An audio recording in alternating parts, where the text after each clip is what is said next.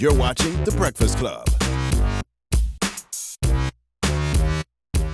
Morning, everybody. It's DJ NV, Angela Yee, Charlamagne the God. We are The Breakfast Club. We got some special guests in the building. Yes, sir. We have Michael Eric Dyson, who has a book that's coming out today. What the truth sound like. What the truth sounds like. What I'm saying, what it sounds like, that's what I'm saying. Great to be here with y'all. Good morning, my brother. And you have a brother with you? Yeah, James Peterson, James Braxton Peterson. His latest book is The Prison Industrial Complex for Beginners. It's a series. Cat wrote 4 books, hip-hop intellectual head to the end. He did his Ph.D. at University of Pennsylvania on hip-hop and its underground. Book, I'm just letting you know, Doc. I like that title, though, hip-hop intellectual. What is that? What is that? What is it, Doc? I'm a English scholar by training, so I have a Ph.D. in English, but I've been studying, writing about hip-hop culture since the 90s. That's dope. Teaching might steal that moniker. Oh, you the exemplification of that, man. Thinking out loud in a smart way about hip-hop and its impact on the culture. Mm-hmm. Thank you very much. Well, what's your new book about, Doc? What the truth sounds like? Yeah, what truth sounds like is the subtitle is Robert F. Kennedy, James Baldwin, and our unfinished conversation about race in America. Man, talk about timely, right? So it's about a big meeting between Bobby Kennedy and on June 5th, that's the 50th anniversary of his death.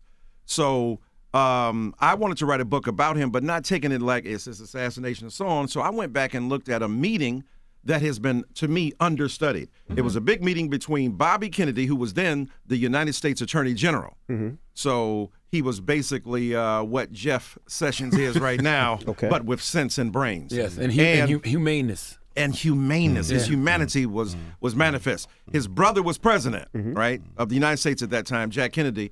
And so he wanted to have a meeting with James Baldwin because he wanted to get a handle on the rage in Black America that was then exploding. People had started moving away from Martin Luther King Jr. nonviolence. They were getting a bit more restless. And Bobby Kennedy was astonished at the development of that rage. And he said, let me figure out a way to get a handle on who can explain it to me. So he had breakfast with James Baldwin, but James Baldwin's plane was late. So he said, I tell you what, tomorrow I'm going to be in New York. Why don't you get a couple of your friends to come by? And when you're James Baldwin, a couple of your friends are Harry Belafonte, Lena Horne, Lorraine Hansberry, and a guy named Jerome Smith, who next to John Lewis was the most celebrated figure within the civil rights movement in terms of freedom riders because he was beaten nearly as much, maybe even more severely than John Lewis. So he was at the meeting as well. And Robert Kennedy went in there thinking, I'm going to make these Negroes grateful to me and the Kennedy administration for what we've done. And they lit his ass up. I mean, they lit him up like a Christmas tree. They were like, we ain't grateful. Your brother needs to talk about race as a moral issue and not just a political one. He needs to stop trying to placate these bigots. Sound familiar? Yeah. Because he's putting in Harold Cox, who's a judge, in the South, who talked about them niggas when he was on his bench. Kennedy put him in. And he was telling the governor of Georgia, look, I'm not going to use the federal authority to intervene in behalf of integration when I become president. At the same time, he's trying to tell Martin Luther King Jr. and other black leaders, I'm going to hook you up on the civil rights front. So he was really ambivalent about civil rights, and they knew it, and they did not let him off the hook. It turned into a 3-hour meeting. First, he got defensive. He was like, look at what we've done and what we've tried to do. And he said, look, have hope. I'm Irish. We're only second generation. And now we have a president. That's typical whiteness. Come on. And what did James Baldwin say? That's the damn problem. Yeah. We've been here for 5 and 6 generations and ain't got nothing. And you were president already. I mean, it went downhill from there. Lorraine Hansberry said, look, we're at a time right now where we're going to go out and get some guns. Jerome Smith, who was a Gandhian nonviolent person, said, I'm at the point now where I'm ready to pick up a gun myself. Don't worry about the black Muslims. Worry about a guy like me. He said the black Muslims, no disrespect to them, ain't never got involved in civil rights and social justice. But a guy like me who's on the front line, when I'm finished with your experiment in nonviolence, then you have to be concerned. So for 3 hours, they lit him up. Bobby Kennedy got pissed. And let me tell you what, even though he's a white liberal, he was extremely upset. He went to his office. He authorized the FBI to wiretap most of the people in the room. Wow. Clarence Jones was in that room, too. Clarence Jones was the lawyer of both James Baldwin and Martin Luther King Jr. So a lot of them already had a little bit from the FBI on them, but he authorized it. Liberal white politician authorizing the further wiretapping of American citizens. But then he calmed down and he said, you know what?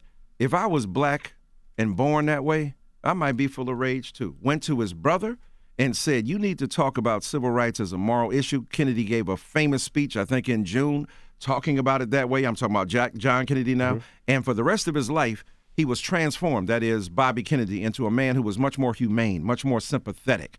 He had been a bulldog for McCarthy in the 50s, but in the 60s, he was transformed. And that meeting transformed his outlook, changed history because it made him much more sympathetic and empathetic to black and other people in this world. So that's what this book is about. But then, that's just the first chapter. I deal with that meeting. That's then the first chapter. But I relate it now to what's going on now. Who was there? Activists, intellectuals, entertainers, artists and entertainers, and I go through that now.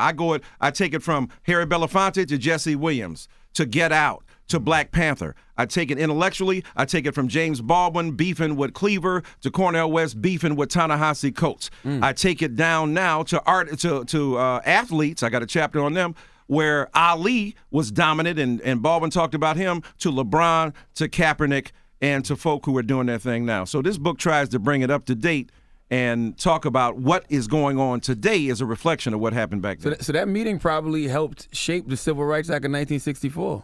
Absolutely it did. Yeah. I mean, because if Bobby Kennedy is shaped in a profound way, shaken up, challenged, angry, and then reconciling his own anger to the facts on the ground because of black suffering, then that meant Jack Kennedy was too. And if he influenced Jack Kennedy, he influenced the civil rights movement in the sense that Jack Kennedy said, I'm finally going to put forth some legislation, because he had been hemming and hawing and going back and forth and fatal hesitation, feints and hints, and then he finally came forth with it. But then what's interesting, his sworn enemy was LBJ, Lyndon Baines Johnson. Okay. And Lyndon Baines Johnson had things played out their way and Kennedy not been assassinated, that is Jack Kennedy, he probably would have never had an opportunity to become the greatest president for black people in the history of this country. Because what LBJ did, so-called redneck cracker racist from Texas, he emerged because he had brilliant interactions with people in the Senate. He knew how to collar them and make them do what he wanted to do. He got forth what? He put the Civil Rights Bill forth. He put the Voting Rights Bill forth. And then in the aftermath of King's death, he got the Fair Housing Act. That's the Holy Trinity. The Voting Rights Act, the Civil Rights Bill before that, and then the Fair Housing Act, that is the most transformative legislation, not only in the 20th century, but in the history of this country for African-American people. And that's because of the work between Martin Luther King Jr., the forces and pressures from outside, along with many others, and LBJ working in tandem with them. So, yes, that meeting transformed the civil rights movement. So how do we engage with this president then? Because it seems like he has an open ear to celebrities. Or should we engage with this president? Oh, yeah, you always got to engage. I mean, but he does have an open ear for celebrities, but only certain kind of celebrities. I mean, Jesse Williams is a celebrity. He ain't going to listen to him. He'll listen to Kanye. He'll listen to Kanye, but Kanye got to listen to this. Look, Kanye admits that mental illness caused him to say the thing. I appreciate that. I had a conversation in the aftermath, and you did a brilliant interview with him. I talked to Kanye on the phone, and then I talked to Kim Kardashian. Beautiful people, intelligent people, but I'm trying to tell Kanye that, as I shared with him, that I talked to him a year and a half before then. I said, if you ain't at the dinner table, you on the menu. You being consumed, you being played in a certain way. Why let Trump leverage the enormous political and social capital you have developed as an outspoken artist to reinforce the vulnerability of black people? Graduation can't resolve that. Right? Ye can't resolve that. Yeezy can't resolve that. And you're a genius, no doubt about it, as his most recent album proves. So the persistence of your aesthetic genius does not mitigate your political compromise when you're getting used by a man who stands up every morning at 5:30 to tweet. He excretes the feces of his moral depravity into a nation he has turned into his psychic commode. That's what he's doing. And as a result of that, why do you want to get into that mess down there? Rise above with your intelligence. Think about your mother. Think about what she represented. Think about all of the hip-hop culture that is a resistance movement against the vicious vulnerability to which black people have been subject. So as great as Kanye is, you got to, just because you're a celebrity don't mean you got nothing to say. That's Kanye real. has got plenty to say. Look at what he did with Taylor Swift. I stood behind him. I remember I texted Jay-Z when that went down. I said, I'm not feeling how people are coming at Kanye, including President Obama, calling him a jackass and stuff. I said, that was brave. Because what Kanye was saying is that I'm tired of seeing black people not get rewarded for stuff that they should be rewarded for. I bet you Little Richard was at home going, where was he when I needed him when they were giving my awards to Pat Boone? You know, and I bet you Chuck Berry was at home going, damn, where were you when they were giving my stuff to Elvis Presley? Yeah. You should have grabbed the microphone then. So I love Kanye for doing that. I love him for standing up for George Bush. But at the same time, it doesn't, let me tell you something. Standing up against George Against. Bush. Standing up against George right. Bush, right? Okay. Against George Bush. But let me tell you this, and I'm not saying this because Kanye is a genius, but going to college makes a difference. People can call me a snob. I'm a college professor. It sounds self-serving. But there is something to be said for going to a school where you study books systematically, where you think about issues that you are introduced to. Kanye said for the first time he didn't know that black people had been Republican in the past. God dang it. Nope. This is 101. Now, you a college dropout. You a genius. But if you had stayed in college, you might have been exposed to that. And I'm not saying that against Kanye. I'm saying against everybody who says you smarty arties and what y'all doing. I'm an unapologetic advocate for serious black intelligence. You got to grapple with, use words you don't understand, use concepts you don't understand, because people are being used, those things are being used against you. I know somebody came to me and said, damn, Dysons, sometimes you be using these big words. Why you be using them? I said, I'm using them against people who don't understand who you are. You might not understand my words, but they don't understand you, and I'm trying to defend you. And my mama told me, if you don't understand it, look it up. Stop being lazy. The internet has made us a bunch of lazy people. People be hitting me, what do you think? Read this book. I ain't going to tweet it to you. 280 characters. Be long form. Think critically. I'm still listening to Illmatic 20 years later and stuff I'm still hearing for the first time. So I'm saying, get your game up. Get your weight up. You think Kobe got where he is by just being, oh, well, I just want to do the Cliff Notes version of greatness. 1,000 jump shots a day.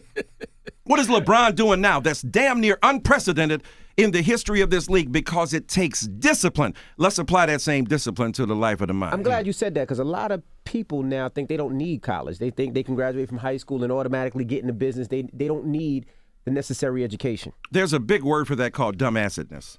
I mean, here's the thing. Here's the thing. I'm not saying college in the sense that I'm better than you. I'm not saying college because I look down my nose at you. I'm saying college because very few people read books without, this is why they have book clubs. Very few people read books without because they having want to. somebody. Right. You want to talk to somebody about it. Hey, what did you think? Now, I heard Daytona. But let me see what you think. Right. I talked to Peterson, right? I've been listening to all these great albums, Daytona, KOD, Nipsey Hussle. Royce the 5'9" ain't get enough love to me. I'm from Detroit, so let me represent for Detroit. That Bob boat? Are you kidding? I was a ticket taker at Bob Lowe. Now I know what they feel like. I was like, oh my God, he's representing my experience on wax. Now I know how Brooklyn feels. Now I know how the Bronx feels. And the Queens. Okay, that's right. Queens Bridge. I know how it is. So now I'm saying somebody is speaking to that. Doc, tell us about why you think Royce the 5'9" is doing great work on that album. I love that cocaine record on that album, too. Yeah, about his father choosing him over cocaine. I mean, think about all the cocaine rap we listen to. It's just a unique take on what that experience is. I mean, we're having big conversations in hip-hop right now. Ye and Trump and, like, all the drama around Drake and all that stuff. What Royce the 5'9" did was he said, let me give you the specificity of my own experience. Right. And let me give you, like, the minute details of it. And what's extraordinary to me about that is that it's universal, right? So you got cats talking about all this big stuff, drug game stuff, materialism stuff. That stuff is cool. We listen to that. But I feel like the Book of Ryan is the most personal record released this year. And even though it has drugs and it has violence and it has all the trappings of a hip-hop record, the specificity of it is so powerful and beautiful to me. I mean, every song on there is like almost like him opening up a part of his life to his listeners. It's novelistic, man. It is. It's what Biggie did, right? You can feel the pipes bleeding. It's grainy. You know what I'm saying? It's a very personal record. You know, right. And it's dope. And it's a dope record too. I mean, the production on all that is dope too. But but it is a very, very personal record, and that to me makes it powerful. He's encouraging brothers to be vulnerable too. I think that's something that we never have really They talk about explored emo in rap all the hip-hop. time, but you're right. That's right. And that's why I know people, I've been a fan of Drake. I'm teaching a class on Drake this fall. Really? Right, and that was you before got a lot the of beef. material right now. Oh, no doubt. But let me tell you something. You're always ahead of the curve. You were doing that before this, though. Oh, yeah. Before The this. biracial identity, the transnational blackness. Negroes are, wait, are you real? He's from Toronto. What did one you of the think about major the capitals. blackface thing? Huh? What did you think about the blackface? You know what? This is what I mean by college. Do y'all remember Spike Lee? Bamboozle. I mean, my God, what he's doing is signifying on the perilous limitations imposed upon black artists. So now I'm going to take the blackface to show you this is what they're reducing us to. The inability to articulate our own aesthetic independence. So yeah, but again, if you look at it, oh my God, he in blackface. He must be down with the man. It's Jim Crow. No, he's signifying on it. And if you understand the backdrop of studying what blackface has meant, what the cork has meant, what minstrelsy has And meant. what black people putting on blackface means is different from white folks putting on blackface. Talk a bit about that. Wasn't blackface on black people meaning they were cooning? Wasn't that part of the minstrel show?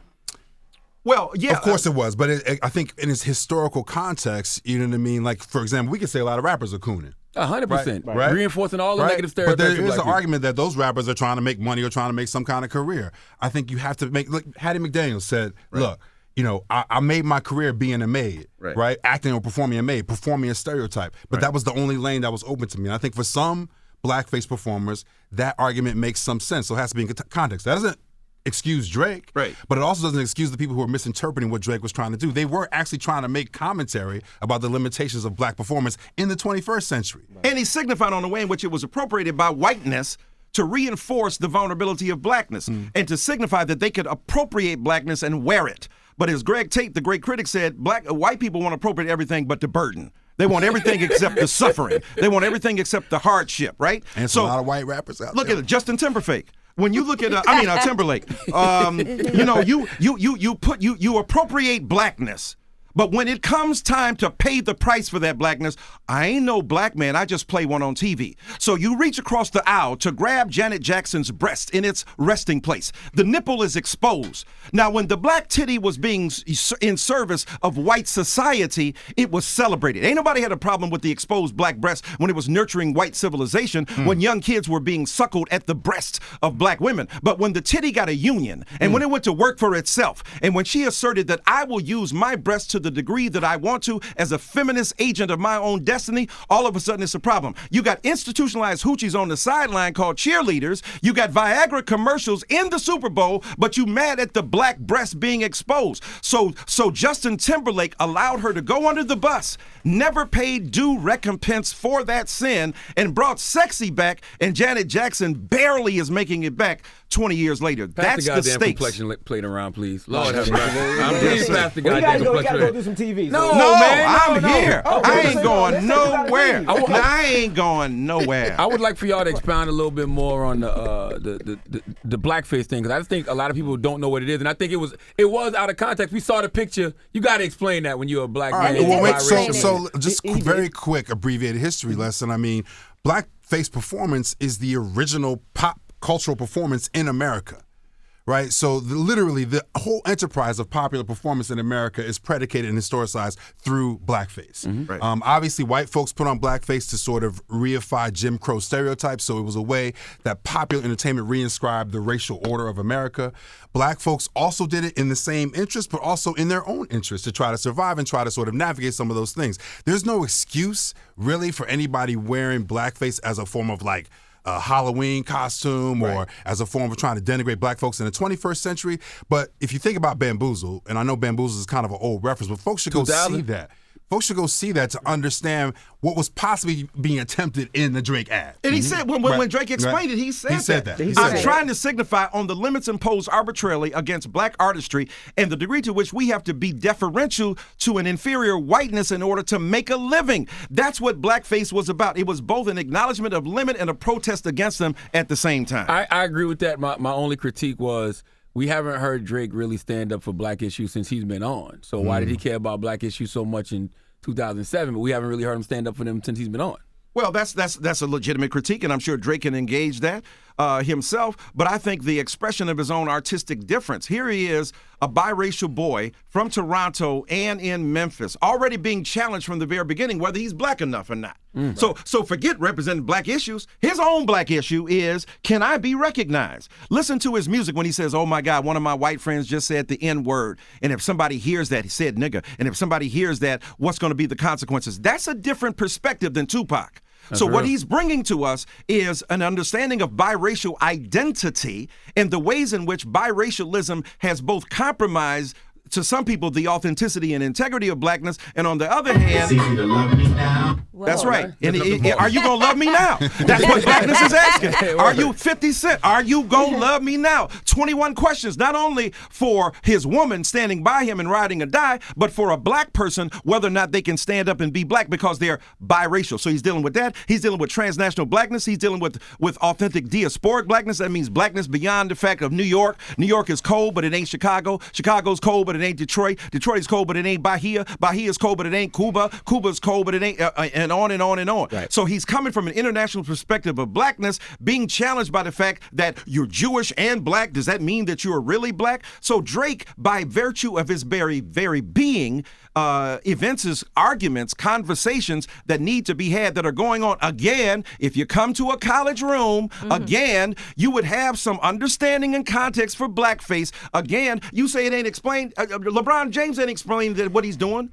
Kobe Bryant wasn't explaining, this is the triangle. You got to look at it and understand it. And if you're curious enough, you got to interpret it. You got to dig deep. So I'm saying we just want everything given to us. I mean, I go to school. Look, I'm 59 years old. There's some stuff I'm just now learning about black people because you got to keep reading, learning, growing. Don't expect everybody to hand something to you. And just because you don't understand it doesn't mean it's not understandable. You got to dig deep and think critically about the world in which you live. That's the Donald Trump approach. My God, I don't know what it is. He's so simplistic. He's reductionistic. He's a butthurt, brain-dead white bigot who is a bigot in chief and a racist in residence who is amplifying the worst currents and instincts of this American populace. And I'm tired of the anti-intellectualism, and I stand up unapologetic and say, read a damn book. Don't just tweet. Don't get on Instagram. Don't go on your Facebook. Have a fast from social media and dig deep into intellectual resources. Read Toni Morrison or Bell Hooks. Read Farrah Jasmine Griffin or Salamisha Tillett. Read Brittany Cooper. Read James Braxton Peterson. Read Mark Lamont Hill. Read what Angela Rye is saying. Read your book. Read my man over here. Read both of those books about mental illness and vulnerability and about black privilege. Thank you, sir. But Drake still could step up to the plate a little bit. And I hope that this situation, I hope he doesn't take it too personally as an artist, right? Right. I hope he can step away from this situation and understand that the substance of his identity, all the things that Doc is breaking down, some of that stuff can come into the music. Like, he can afford to make music that's a little bit more substantive, that can address many of these issues in a way that I think is organic to his career without sacrificing anything. And maybe he will, and I think he will, because, I mean, I think he even has a song, I guess Pusha T said that he's talking about his son, and maybe that's part of it. Maybe that's part of Drake being a little more open and not just being the fluff party. And look at other artists who have done that. I mean, people were talking about Beyonce. Look at Beyonce's evolution. Right. Look at Beyonce's unmitigated. Grow into who they let them become who they are. You got to challenge them. You got to provide the context for emergence, but you got to give them enough security within the culture. Again, I go back to the fact, if Drake is already making an argument against him because of his biracial identity as to whether or not he's black, he's dealing with a different level of both accusation and assault as well as opportunity. Right? Talk about light-skinned privilege. It would be beautiful to talk about what it means to have yellow privilege. I know this from birth. My daddy was blue-black, darker than 1,000 midnights on a midnight swamp, right? And I saw how people mistreated him. That's just Negroes. I saw how people looked down on him like he was an ape. I saw how people looked down on him like he was not even human, like he's a simian. And then I saw how white people misjudged his character and assumed that he didn't possess an acute intelligence about the world. And I saw how I, with curly hair and light skin, got a kind of privilege, a presumption of intelligence that may not have been true. I hope it was. I hope I proved the fact that they had it right. But the point is, I can't just get there just by being presumed as a yellow Negro that I possess that. And my brother, dark skin, darker skinned, who has now been in prison for 29 years, was not presumed to have the same intelligence and humanity. So you're absolutely right. There are explicit politics, and then there are infra-politics. What does that mean? That means that they're subtle, that you don't necessarily hear them talked about, but they're going on at the same time. So Drake, I think, manifests some of the same kind of complicated stuff that's going on. When the people used to talk about Jay-Z, I said, Jay-Z is talking about it, but you got to listen to the lyrics. And you can't listen to the number one entertainment song. You got to listen to the stuff behind the beat. Remember he said, back when Al-Qaeda when the police was Al-Qaeda to black men. I mean, from the very beginning, he's been talking politics, but he's been mixing it in with when the rim is in the system, ain't no telling when I love him, I diss him. Well, got that from Biggie. So the reality is that you can find a way to articulate your politics, and some politics are personal and existential. Some of them are in the public domain, and some of them are explicit, some of them are implicit. Look, Harry Belafonte, one of the greatest artists of the 20th century, with whom I'm going to having a conversation soon. Harry Belafonte, right, in his own music, didn't necessarily express the politics that he expressed beyond the music.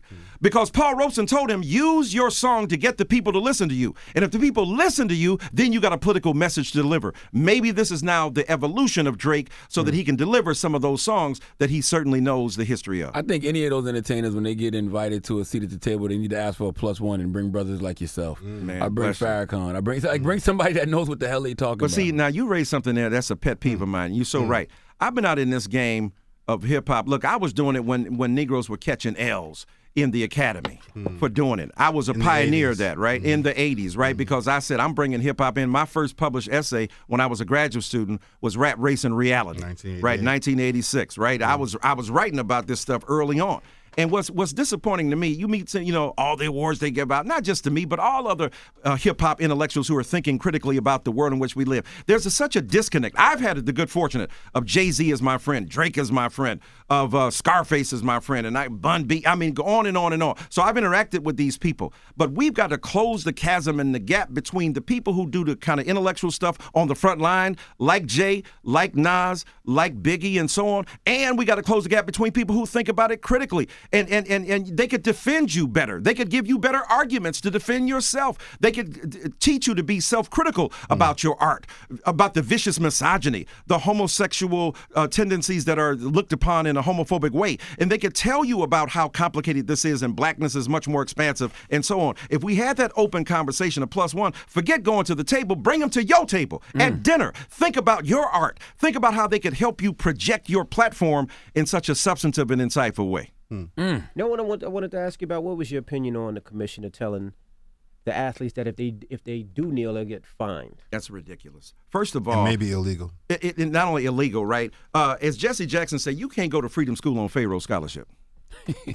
And by the way, plug out to Jesse Jackson. Y'all want to study somebody in history who's one of the coldest ever to do it? Before you were rapping, he was spitting, defending us before William Buckley, going to Harvard, debating, going to Nike, opening up borders. Check out Jesse Jackson. But Jesse Jackson is right. You can't, it's not to your convenience.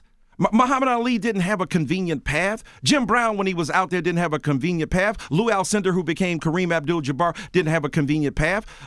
Colin Kaepernick certainly hasn't had a convenient path. So you can't allow Roger Goodell to tell you, okay, here's the appropriate way for you to protest. Protest, if it doesn't make you uncomfortable, ain't protest. That's real. I hope those brothers go out there, okay, you don't want us to bend? Cool. Let me raise my fist then. Let me put my finger in my, right? Find a way to signify your resistance to white supremacy, social inequality, economic injustice. Because the point was, it ain't about a damn flag. First of all, y'all don't care about that flag.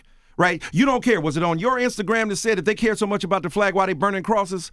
So here's the, right? You don't care about that. And the flag, you don't care about the flag. The flag is a piece of cloth unless it's backed up by the ideals and the noble aspirations for which democracy was created. So what those athletes have to do is to understand we come from a pedigree and a people who stood against the odds. So if Roger Goodell says it's not legal and it's not permissible, then do what's not permissible to stand up and protest against the lethal limits being imposed upon you. Why not sit out a week? I mean, how about a year? Yeah. How about all of them? Because if all you Negroes sit out, the best ones, it's over. Let me tell you what. And the NFL is what, 69.9% black? Let them white boys have it for a couple of weeks. They'd be begging, Mr. Black Man, can you come back? Oh, my God, where is you? We speak your language now. We let you have the flag, please. But it would take everybody participating. Well, it would take most people. It don't take everybody. Yes, Women, you know what? If Julio Jones, right? Look, the civil rights movement, do you think most black people were involved? No. No. All black people benefited. Most black people didn't participate. So let's deal with the reality. If you're a Christian, Jesus had 12 dudes. And it wasn't the whole of Palestine. It was some 12 outcast dudes, right? With Andre 3000 and Big Boy and a couple of others. And they got their swerve on. They got their social resistance on. So it doesn't take but a lumpen. It takes a few to leaven the loaf, so to speak. And if a few highly visible, big name stars stand up, Muhammad Ali was by himself. Joe Frazier wasn't joining him, although I love Joe Frazier and what Joe Frazier was doing by supporting Muhammad Ali behind the scenes. But I'm saying to you, very few visible people stand up. When LeBron, this is why I love LeBron. When LeBron speaks out, despite Michael Jordan was anesthetized. Michael Jordan was himself a drug. Michael Jordan was something they took to make themselves believe by consuming the body of this dark-skinned black man. We have appropriated intimately the offices of blackness, and now we participate vicariously in his rise. No! His inability to tell the truth about black people who produced him made him a figure who didn't do as much as he could for us. But when LeBron steps up and when LeBron speaks up and when LeBron drops some history lesson, when he's asked in a Q&A, in a press conference, how you feel about your nigger being scrawled upon your fence. What did LeBron say? It brought me to mind of Emmett Till's mother, who said, I'm going to let this casket. First of all, kudos to LeBron for knowing that story. Number two, thank you for linking the past. Emmett Till's mother said, I'm not going to have a closed casket ceremony when her son had been bloated. A 70-pound cotton gin fan tied to his neck, thrown in the Tallahatchie River, and then extracted from that river. And then here he was, bloated in his face. She says, let the world see what white supremacy does to us. And LeBron was making a parallel there. When we have figures like that speaking up, that changes the temperature. That changes the dialogue. That changes the discourse. And if a few of the famous, intelligent, powerful black men in that league speak up, oh, there's a change coming. I want to ask you a question about your book before you go. I know it's called. You got a partner called Bad Niggas. I know you're not the biggest fan of that word. So yeah. What's that about? I'm a promiscuous abuser of nigger. I'm gonna just tell you now. Now I don't like nigger, but I like nigger. Yeah. Because as I said in my Tears We Cannot Stop, I said black people use nigger sexually darn near. We use it for celebration, nigger. We use it for questioning, nigger. We use it for anger, nigger. Or we use it for joy, nigger. Or we use it for suspicion, nigger, please. So nigger is highly electrifying when articulated by a known user of the discourse who has permission and license to say so. No white person listening to this should think you have the opportunity to say nigger. Nigger, please. You can't do that. It's our word. We do it as we want to. And I know a lot of black people don't like it. They say Martin Luther King. Let me tell you what. The night before Martin Luther King Jr. was murdered in his hotel room, his aide, Andrew Young, came back to the hotel because he had been out all day. This is before Twitter, cell phone, Instagram, Facebook, swipe right, everything, right? No Tinder. It wasn't even tough. They had no social media. So they go to the room. Andrew Young is there. He ain't called King for 12 hours. King picked up a pillow and said, little nigga, where you been? Boom, and hit him. If the greatest freedom fighter in the history of this country can say, little nigga, where you been? I can say, little nigga, what up? Now, having said that, the terms of discourse have changed. We know that now Japanese people who speak no English can say nigga, please. Now, when you put it on a CD or stream it, it's different. You don't have a cultural context within which to interpret or explain what's going on. I get that. But that's different than nigger. Now, what I meant by bad niggers, I was quoting James Baldwin, who went to testify before the New York legislature, and he said, my heroes are bad niggers to you. People who are celebrated by me are bad niggers to you. And until you come to the point where you understand our bad niggers as heroes, you will not have progress in America. So I wanted to talk about Muhammad Ali.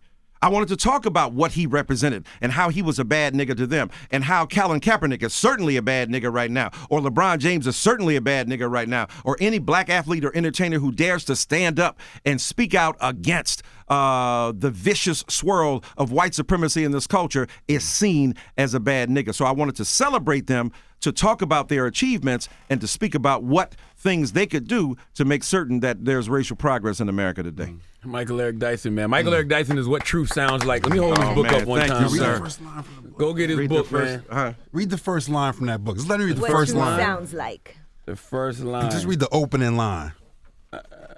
Which one? The martyrs or the? Mm-hmm. The blood of martyrs soaks the soil of American society. No doubt, no doubt. Because I'm opening up the book talking about Martin Luther King Jr., John Kennedy, and Bobby Kennedy. And I'm talking about the ways in which their deaths transformed the landscape of American society, provided opportunity for the rest of us. As Christians, I'm a Baptist preacher too. I know some of y'all can't tell. But what's interesting, right, I'm a cussing Christian. I'm going to tell you, me and Kendrick Lamar and Beyonce, all right?